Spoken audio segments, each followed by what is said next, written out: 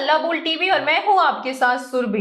Deputy CM Vijay Kumar Sinha Jehanabad के पतियाव गांव पहुंच गए। उन्होंने पीड़िता के माता पिता से मुलाकात की और क्या कुछ वादा किया, आइए हमको इसके बारे में बताएंगे हल्ला बोल टीवी के संपादक दीपक शर्मा।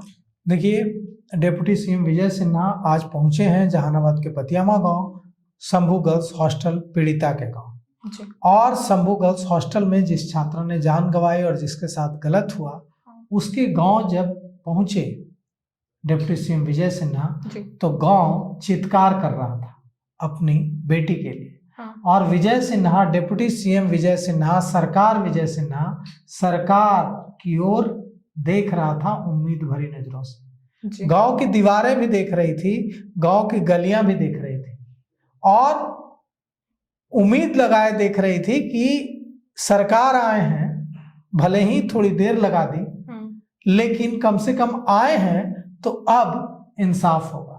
माँ भी देख रही थी, पिता भी देख रहे थे, मामा भी देख रहे थे और सब इस उम्मीद से देख रहे थे कि डिप्टी सीएम विजय सिन्हा आए हैं तो अब उनकी बेटी को न्याय मिलेगा। डिप्टी सीएम विजय सिन्हा ने जाकर ऊपर घर में बात की पीड़िता के पिता से, परिवार के दूसरे सदस्यों से, और उन्हें आश्वासन दिया कि सरकार आपके साथ कोई अन्याय नहीं होने देगी। सरकार जो हमारी बेटी है, जो विक्टिम है, उसके साथ कोई अन्याय नहीं होने देगी और जो उसके गुनहगार हैं उनको पाताल से भी ढूंढकर लाएंगे हम और उनको सजा, कठोर से कठोर सजा दिलाएंगे। कठोर से कठोर सजा क्या, अब तो इसमें पॉक्सो एक्ट लग गया है, तो अब इसमें अगर कोई गुनहगार पाया जाता है तो उसे टिल डेथ जेल में रहना होगा जी। अब एक बार अगर उसे सजा होगी तो टिल डेथ उसे जेल में रहना होगा। तो अब विजय सिन्हा जब पहुंचे हैं जी, तो वहां पहुंचकर उन्होंने बड़ा वादा पीड़िता के पिता, माँ, मामा, भाई से किया है। वो वादा क्या है? वो वादा ये है कि हम न्याय दिलाएंगे। पीड़िता के पिता, मामा ने उनको सारी बातें बताई। यह भी बताया कि उन्हें क्या कुछ सहना पड़ रहा है, किससे होकर, किन चीजों से होकर गुजरना पड़ रहा है। यह भी बताया कि कई बार उन्हें लग रहा है कि उन्हें ही पुलिस कटघरे में खड़ा करने की कोशिश कर रही है, उन पर ही सवालिया निशान लगाने की कोशिश की जा रही है। यह भी बताया कि कैसे पुलिस रात में आती है और हमारे माता, पिता, मामा, भाई सबके ब्लड सैंपल ले जाती है, डीएनए सैंपल ले जाती है और इस पर भी सवाल उठाया है। और ऐसा नहीं है कि इस पर सवाल सिर्फ परिजन उठा रहे हैं। मेरी बात आज बिहार के पूर्व पुलिस महानिदेशक अभयानंद से हुई। अभयानंद ने, बिहार के पूर्व डीजीपी अभयानंद ने भी ये जो डीएनए सैंपल के लिए डीएनए सैंपल लिया गया, ब्लड सैंपल लिया गया है, पिता का, माँ का, भाई का, मामा का, इस पर सवाल उठाया है। उन्होंने कहा है कि उनकी समझ में नहीं आ रहा है कि ये क्यों लिया गया, इसकी क्या जरूरत है। इसको लेकर उनके मामा का भी कहना है कि आज डीएनए सैंपल जो लिया गया है, मामा कहना है कि इससे तो पुलिस हमारे ही रिश्ते को तार तार कर रही है। हम तो फिर किसी ऐसे में तो कोई और परिवार मदद करने हम नहीं जाएगा किसी का, क्योंकि हम पे ही सवाल उठ रहे हैं। बिल्कुल, देखिए, मदद करने की बात ही नहीं है यहाँ। बात यह है सुरभि कि ये परिवार है जी, जिसने अपनी बेटी खोई और ये परिवार क्या चाहता है? इंसाफ। ये मुआवजा चाह रहा है? नहीं। ये पैसों की मांग कर रहा है? नहीं। ये क्या चाह रहा है? ये कह रहा है कि मेरी बेटी डॉक्टर बनने पटना गई थी जी, नीट क्वालिफाई किया पहली कोशिश में, प्रतिभावान होनहार छात्रा थी, अब वो लौटकर नहीं आएगी, मेरी बेटी अब इस दुनिया में नहीं है। उसके साथ क्या हुआ ये मुझे बताइएगा ना। उसके साथ किसने गलत किया ये मुझे बताइएगा, मुझे जानने का हक है। उसकी मौत कैसे हुई, उसकी जान कैसे गई, ये मुझे जानने का हक है, ये मुझे आप बताएंगे। तो कुल मिलाकर के यह जो सवाल है और मांग क्या है कि जिसने गलत किया उसको सजा दिलाई जाए। कौन सी ऐसी गलत मांग यह पीड़ित परिवार कर रहा है? और पीड़ित परिवार का कहना है कि उसे हैरेस किया जा रहा है, उसे कटघरे में खड़ा किया जा रहा है, उस पर दबाव बनाया जा रहा है। और ये आज से नहीं कह रहा है पीड़ित परिवार। जब प्रशांत किशोर मिलने गए थे, आज विजय सिन्हा मिलने गए हैं, विजय सिन्हा को परिवार ने बताया कि उन्हें हैरेस किया जा रहा है, उन्हें दबाव बनाया जा रहा है। जब प्रशांत किशोर मिलने गए थे, जनसुराज के नेता प्रशांत किशोर और बाकी जो जनसुराज के नेता हैं, पूर्व एडीजी हिमाचल प्रदेश के जयप्रकाश सिंह और दूसरे नेता गए थे, जनसुराज के प्रदेश अध्यक्ष मनोज भारती गए थे। उस दिन भी प्रशांत किशोर ने कहा था कि पीड़िता के परिवार ने उन्हें बताया है कि उन्हें धमकी दी जा रही है कि वे केस को फॉलो न करें, कि जांच की मांग न करें, गिरफ्तारी की मांग न करें, नहीं तो उन्हें मुश्किल हो जाएगी जी। और यहां तो धमकियों का खेल चल रहा है। जो सब इंस्पेक्टर हैं, जो रोशनी कुमारी जो एसएचओ थी जी, अब सस्पेंड कर दी गई है, वो पत्रकारों को धमका रही है, फोन करके कह रही है कि आप देख लीजिए, नहीं तो फिर मैं देख लूंगी। जो प्रभात मेमोरियल हॉस्पिटल के सीएमडी हैं डॉक्टर सतीश, वो तो जमीन ही में गाड़ देने की धमकी दे रहे हैं। ये भाषा डॉक्टर की भाषा है, ये भाषा तो गुंडों की भाषा है, ये डॉक्टर की भाषा तो नहीं हो सकती है जी। तो कुल मिलाकर के ये जो आरोप लगे हैं जिन संदिग्धों पर, ये लोग संदिग्ध हैं भाई, ये ही लोग धमकी दे रहे हैं। यहां तो अजीब अजीब चीजें हो रही है इस बार।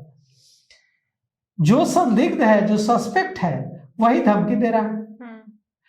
पूरे मामले में चित्रगुप्त नगर थानेदार, चित्रगुप्त नगर के एसएचओ रोशनी कुमारी की भूमिका संदिग्ध है। 3 दिनों तक हॉस्टल नहीं जाती है, डीवीआर नहीं देखती है, कोई जांच पड़ताल नहीं करती है। अगर उन्होंने गलती नहीं की तो उनको सस्पेंड क्यों किया बिल्कुल पुलिस डिपार्टमेंट ने?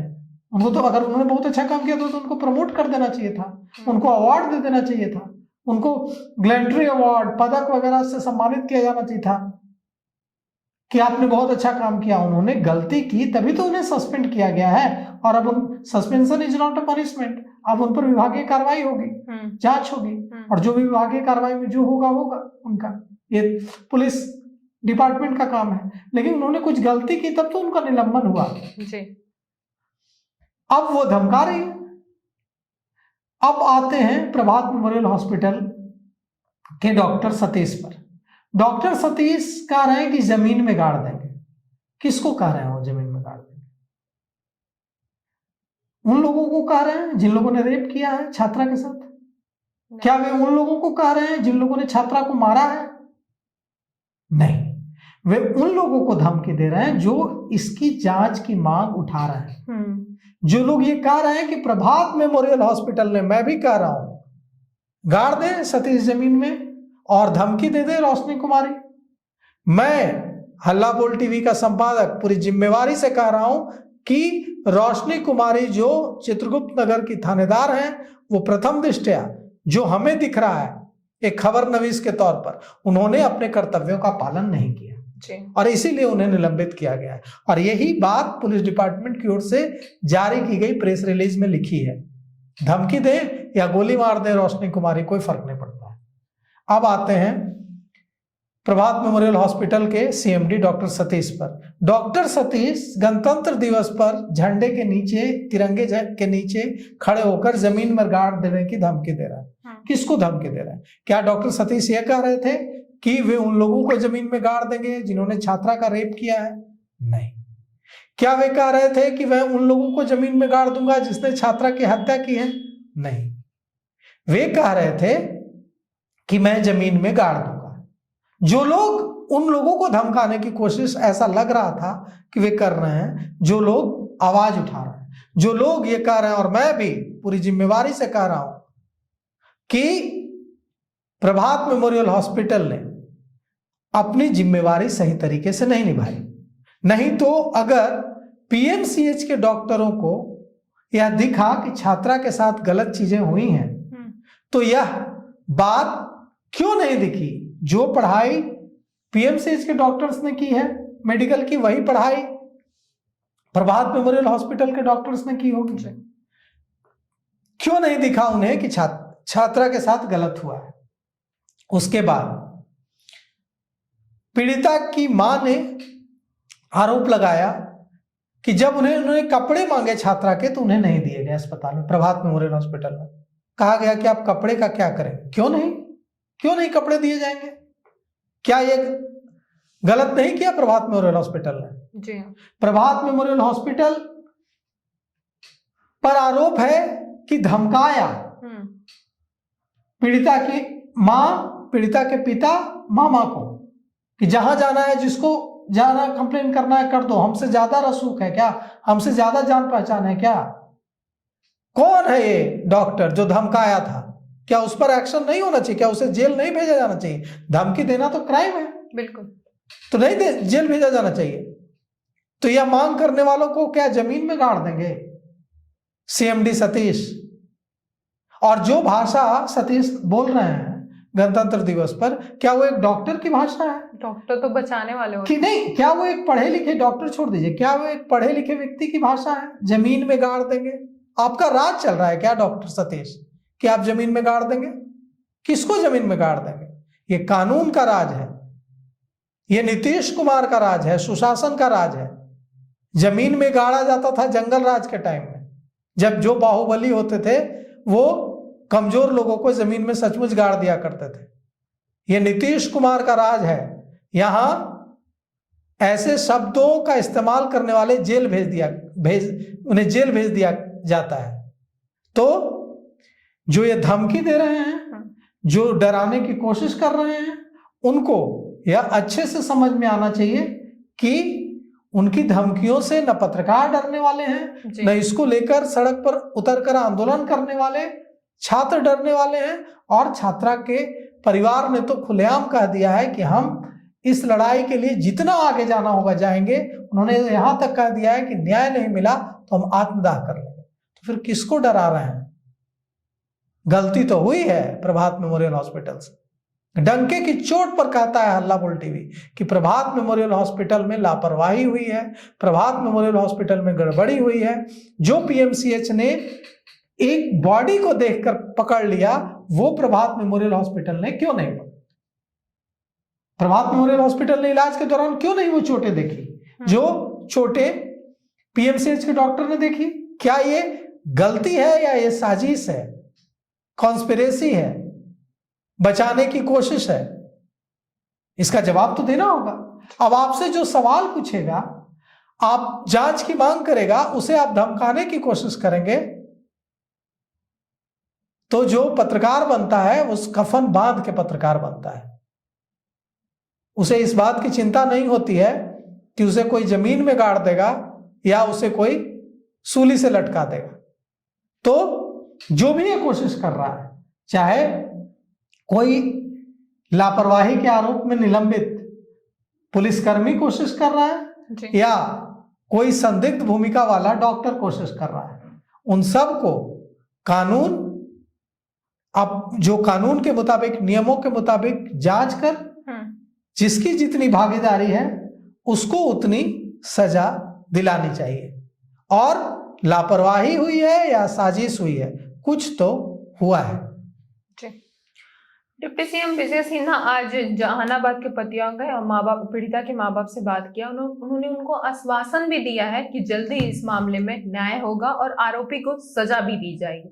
इसको लेके आप ये कह रहे हैं, हमें कमेंट करके जरूर बताएं। फिलहाल इस पेशकश में इतना ही। तमाम खबरों के लिए देखते रहे हल्ला बोल टीवी। धन्यवाद।